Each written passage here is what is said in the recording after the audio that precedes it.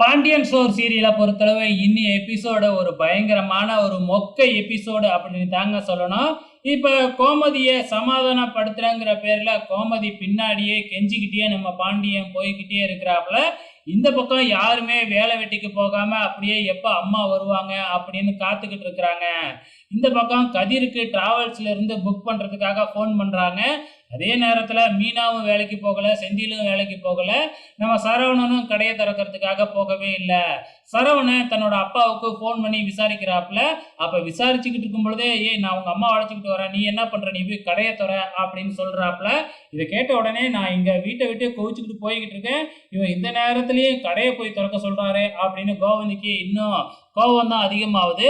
இப்படியே போய்கிட்டு இருந்ததுனால ப்ரெஷர் மாத்திரை சுகர் மாத்திரை எதுவுமே போடல இல்லையா கோமதி, அதனால மறுபடியும் மயக்கம் வர்ற மாதிரி ஆகுது. உடனே பாண்டியன் தெரிஞ்சுக்கிட்டு உட்கார வச்சு அதுக்கப்புறம் போயிட்டு சாப்பிட்ற மாத்திரையை அங்க இருக்கிற பக்கத்துல இருக்கிற ஒரு மெடிக்கல் ஷாப்ல வாங்கிக்கிட்டு வந்து சாப்பாடெல்லாம் கொடுத்து சாப்பிட வைக்கிறாப்புல. அதெல்லாம் வாங்கி கோமதி சாப்பிட்டுறாங்க.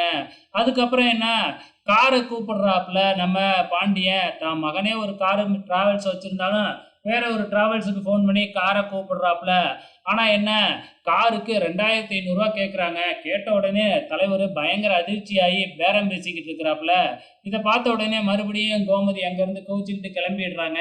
இவ்வளவுதாங்க இன்னைக்கு நடந்திருக்கு. வெயிட் பண்ணி பார்க்கலாம் அப்கமிங்ல என்ன நடக்க போகுதுன்னு.